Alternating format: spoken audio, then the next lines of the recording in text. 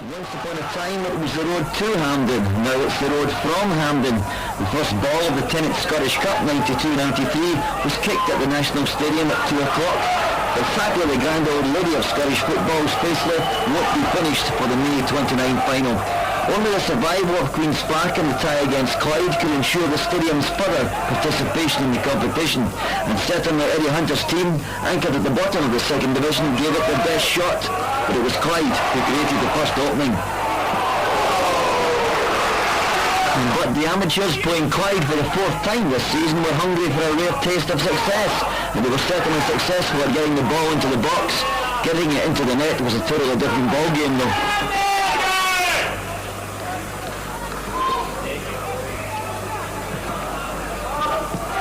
Close, and closer still to come, this time from Gary Orr.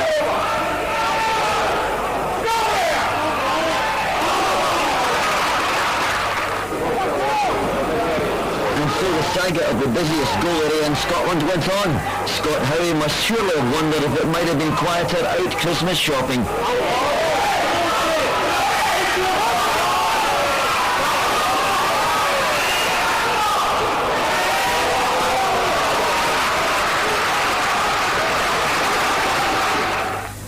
It couldn't go on, of course, in Queen's Park, as Scotland have witnessed at the same stadium on so many occasions, learned that just when you bend down to get the medal, someone tends to kick you up the backside. Jamie McCarran took aim and was man on target.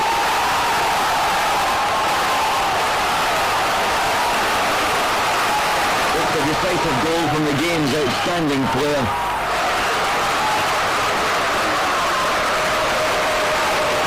And the front of the Clyde was in full flow. Queens tried to open the door back into the game, but could only knock on wood.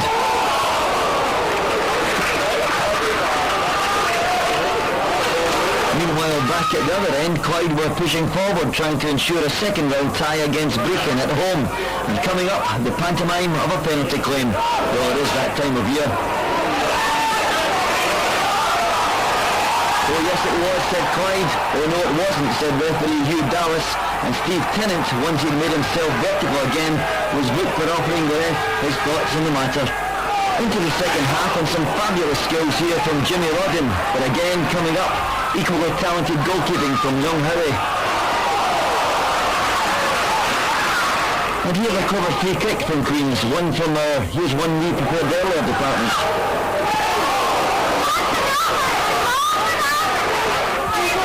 Clyde actually had the ball in the net again with Frank McGarvey, who has savoured so many great moments at the stadium, doing brilliantly, but David Thompson's header correctly chopped off for a bit of climbing work done on Malcolm Mackay. So suddenly it was last chance time, with Howie providing route one to goal for Jamie McCarran to eventually be offered the chance for his second. He was to blow it this time, but it didn't really matter, because at the end of the day, boss Alex Smith was a happy man. I think it's so important that Clyde get a good Scottish Cup run. We need the finance, obviously that's the important thing, but we also need the boost that the Scottish Cup gives you, and the confidence for the morale and team spirit of the club is so important to us. 1-0 scoreline defies the fact that it was a really entertaining cup game. Yeah, well, it was a splendid game. I thought both teams put everything into it, and it was an end-to-end game. A lot of good football played, and it was a smashing goal that won the game. Queen's Park played very well, and if they play like that in the league matches, then they'll certainly get away from the position they're in at the bottom of the league. A bit of a statistic here, because it's the last game at Hampden in the 10th Scottish Cup this season. Yeah, it's another bit of history made, isn't it? But they'll not just take another cup at the end here. We could have played a final here and made it a final, but it is a wee bit sad that, and it'll be interesting to see where they play the final.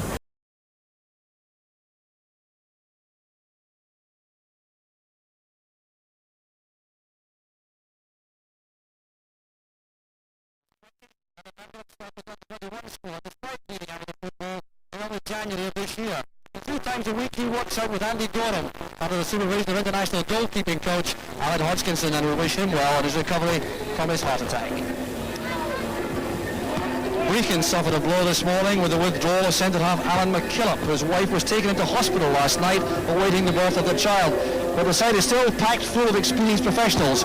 Goalkeeper Ray Allen is 37 years old, and 4 others have passed their 30th birthdays. Harry Kearney, Bobby Brown, Raymond Lorimer and Gordon Lees, with the youth provided by men like Mark Miller in midfield and Ralph Brand up front. But the player catching the eye in this team is the second division leading goal scorer Sandy Ross, who joined the club from Berwick Rangers a year ago, and he scored 16 times already this season.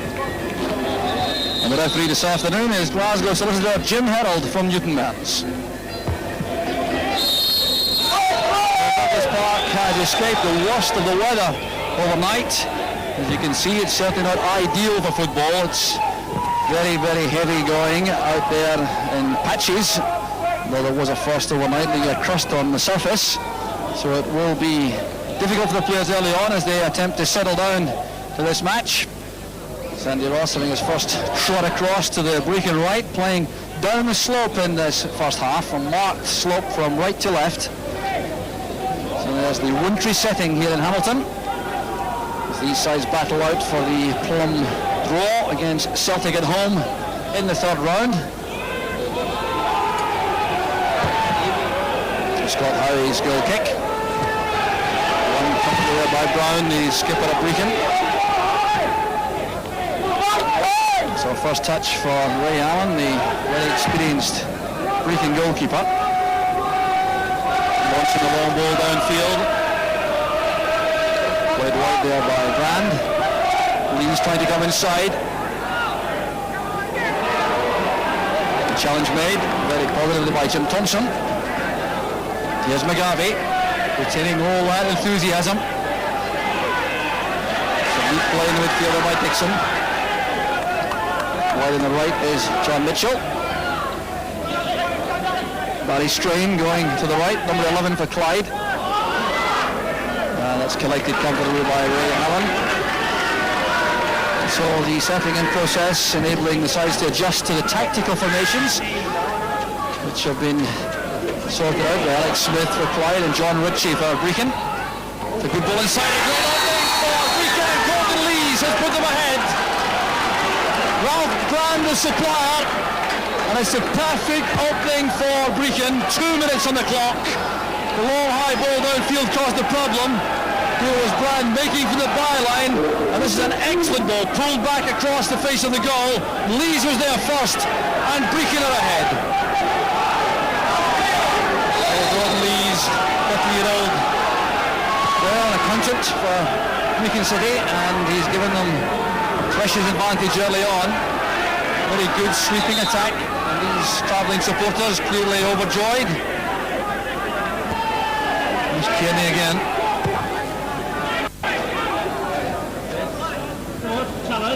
Helped on by Strain from Mitchell. Well, Lorimer forcing his way through, a very powerful player. This is Brown with a great chance. The tackle came from Barry Strain, and that was crucial. But it was excellent defending there by Strain. Ralph Brand in the goalie's sights until the challenge came in. A let off there without question for Clyde. Brechin had broken them down all right. Neatly done by Dixon. Looking for McGarvey now. McCarran's over to the far side. McGarvey picks out Tennant on the left.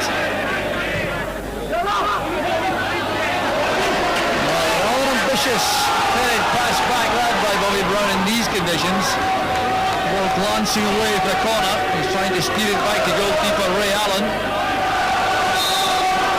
It's been taken by Tennant. Good challenge made by Lorimer. Reaches McCarran now. Macaulay. Enough time to settle on that. Offside flag is up. The ball was played across by Strain there towards Steve Tennant. So the Brechin bench is John Ritchie. Yeah.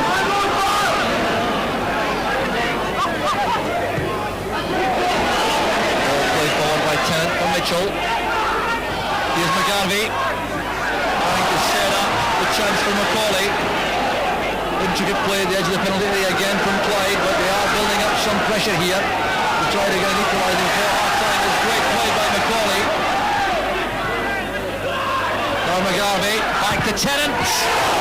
Excellent play from Clyde.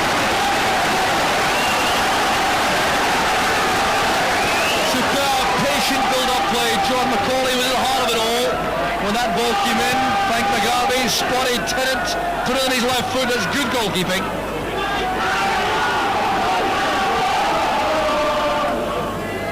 So a lot of them are taking a little bit of time over this to give the players some respite. Action has been relentless in the last little spell. And on this surface, it's going to be very tough to maintain. The part-time players.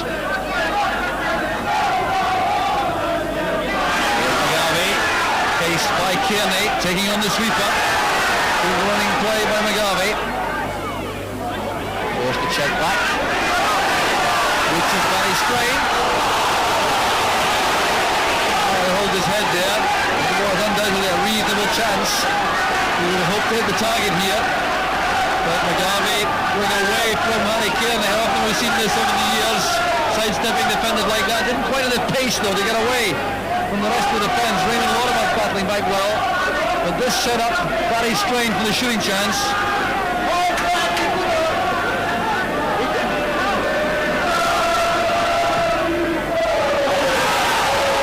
There with complete conviction. Good punch out.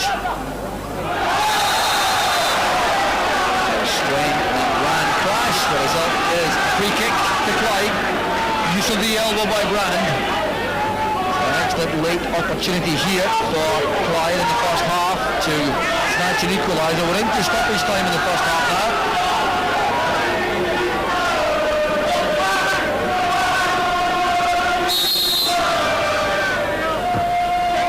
Mitchell by Brown.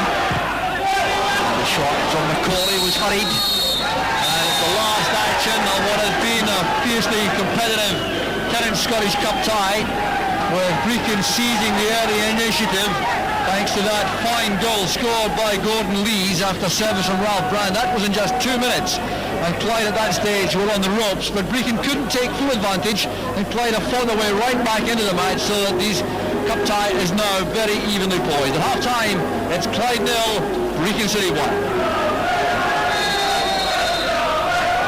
So no rain or snow overhead at the moment, but that pitch is very soft indeed, especially in the middle. But it's extremely difficult to play good football. It's putting all strain on the skillful players. But Clyde with a tough task. They have to avoid the kind of start they had in the first half when Brechin took total control and looked as though they may run away with the match. But to Clyde's credit, they came battling back as the first half wore on, and they're still in this tie with a realistic chance. Miskicked, then took a knock from Patterson. Probably one of those skillful players is finding it difficult to work the ball through that blue part of the midfield.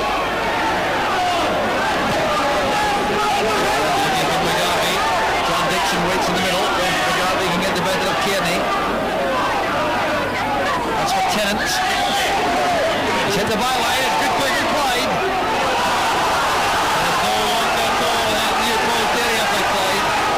Very well constructed move involving McGarvey, Tennant, and then Dixon.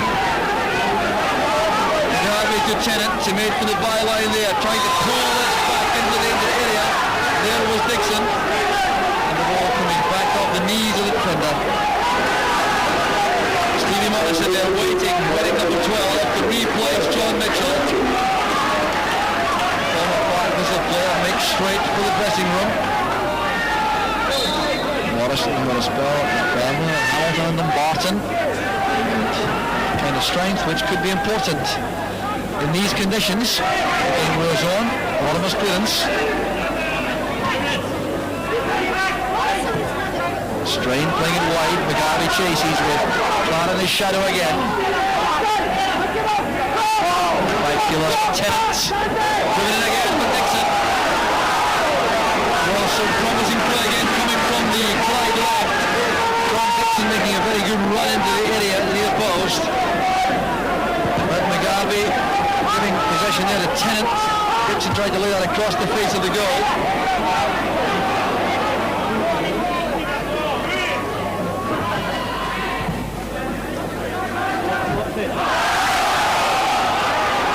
Free kick given there as Ross battles hard for possession, losing out in the end to Keith Knox. This is Tennant.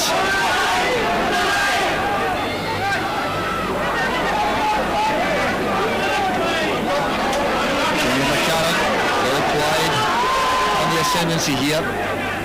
Trying to find a way through a very well organised defence. There's McCarran with a shot. Good effort there by McCarran. There who won the first round tie against Queen's Park with his winning goal. Almost pulled Clyde back in level terms here.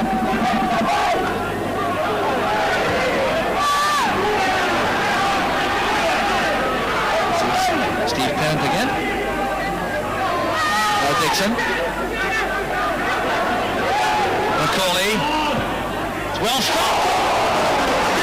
And suddenly Clyde are carrying the fight to Brechin. Fine goalkeeping again by Ray Allen. John Macaulay with the Clyde player denied. What a very good effort that was. There's Tennant making for the byline. It's away from Lorimer. McCarran sidestepping Brown. Tennant's cross. In goes Dixon. It's on the Northern side. It's the equaliser from Jim Thompson. Clyde are back on level terms. The spell of pressure is paid off with just 18 minutes remaining. Headed across goal by Dixon. The clearance from Kearney. And there was Jim Thompson.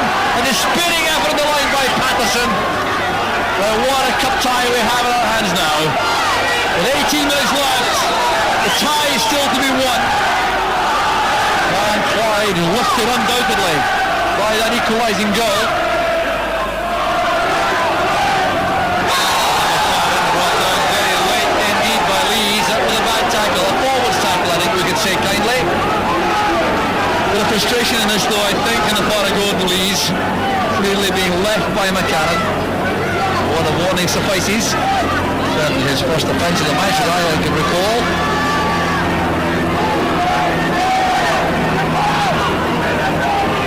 Here's Tennant with a free kick.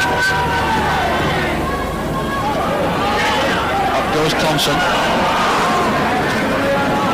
And there's so much pressure though he couldn't direct that into a dangerous area. Very good left foot Stevie Tennant has. Lofting it across the far post, looking for Thompson. Look at the rush of players around him.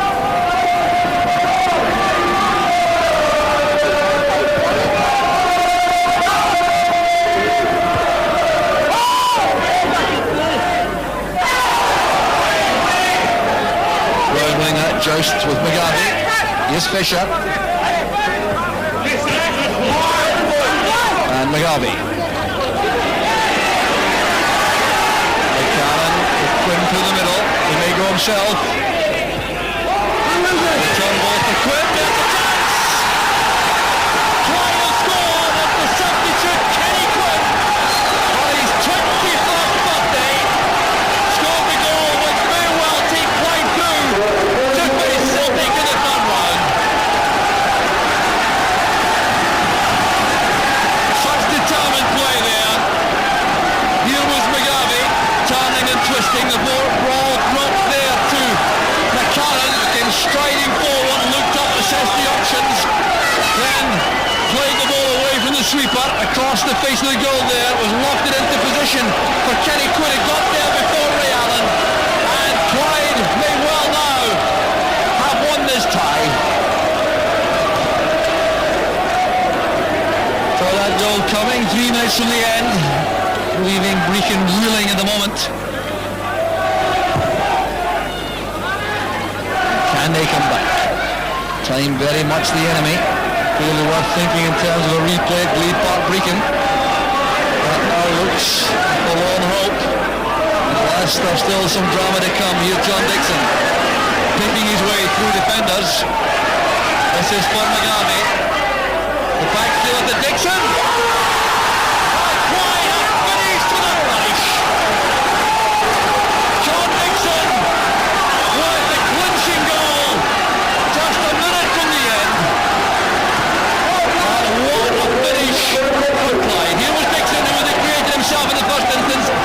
Superb play, stepping through defenders, finding McGarvey, just look at those back heelers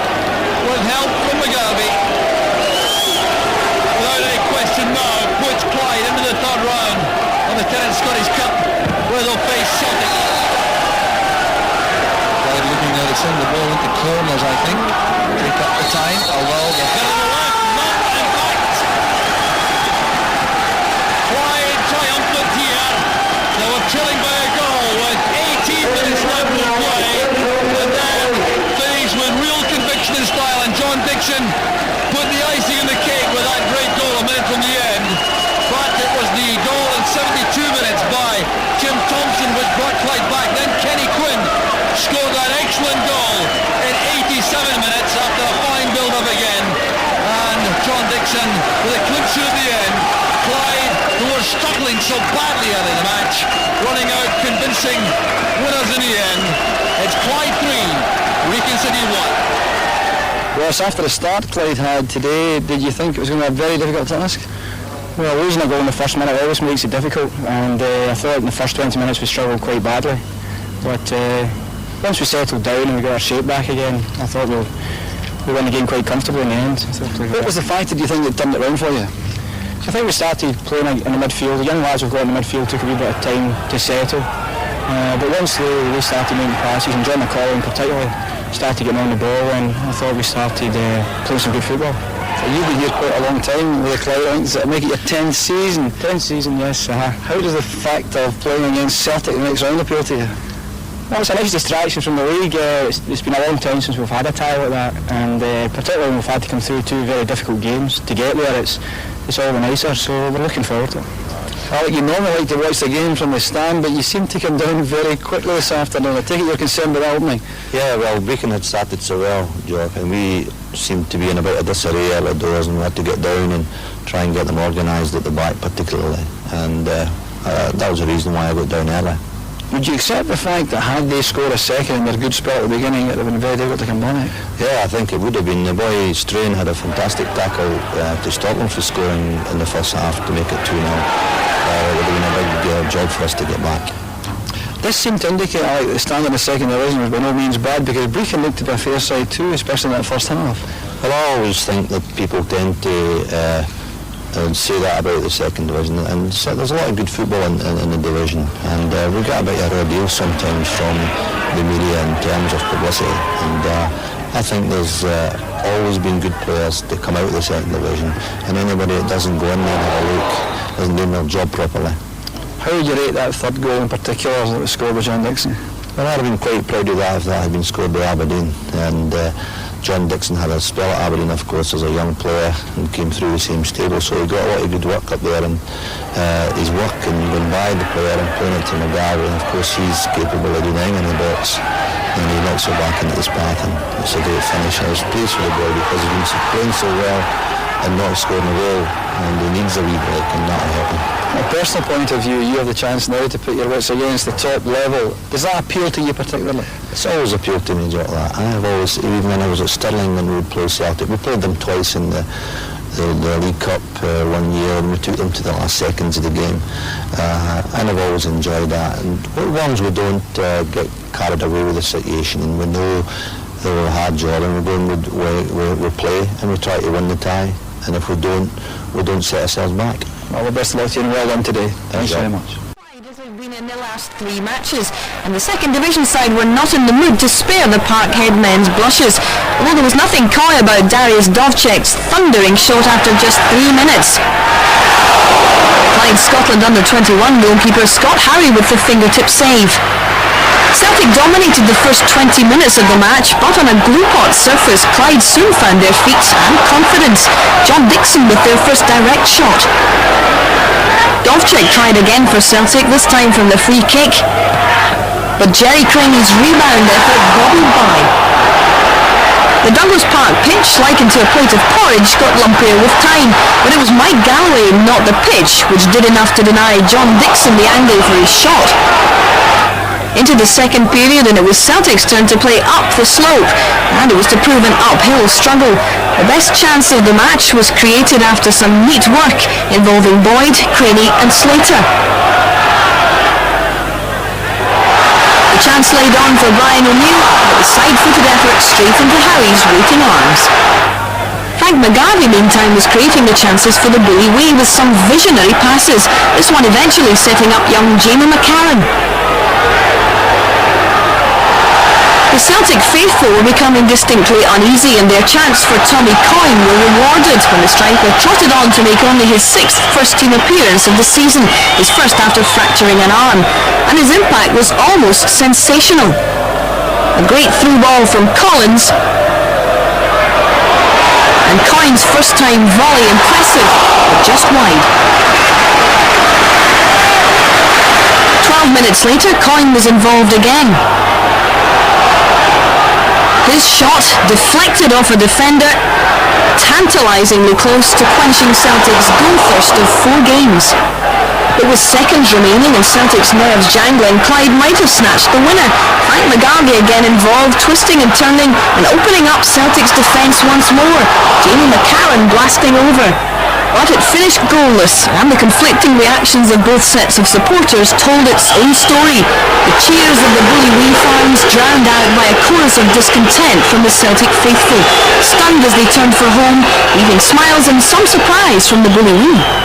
I think the young players just can't believe they've got a draw now, and and that gives them a lot of belief for a second game. And I think Alex Smith, he's done a good job organising and getting the belief in that they could do something in the game. And now the players believe that they're good players now and can go on from here. Back to Parkhead for Frank McGarvey. How does that prospect appeal?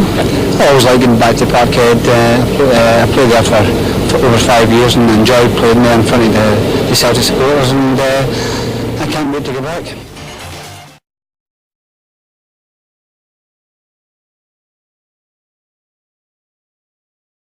Celtic the chance to salvage something from a disappointing season. It's become a familiar story.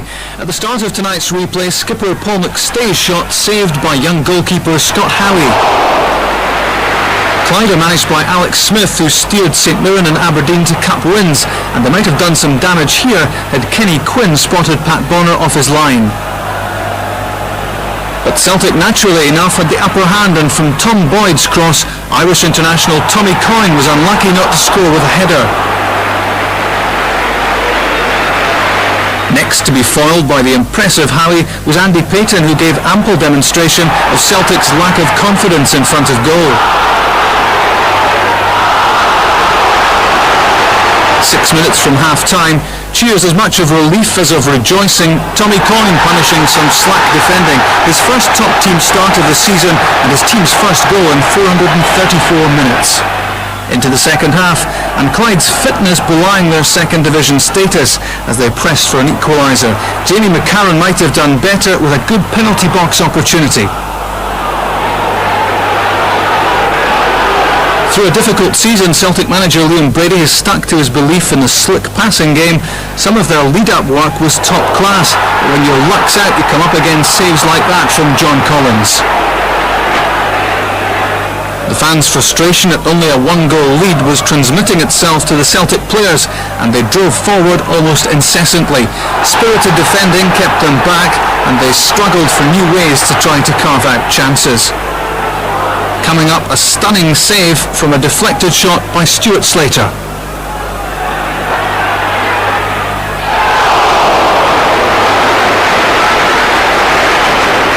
Celtic must have guessed by now there was no way past Howie to stretch the winning margin. Payton's effort stopped this time. 1-0 Celtic go through to the fourth round, but most of the credit goes to brave Clyde, a night to remember for their supporters.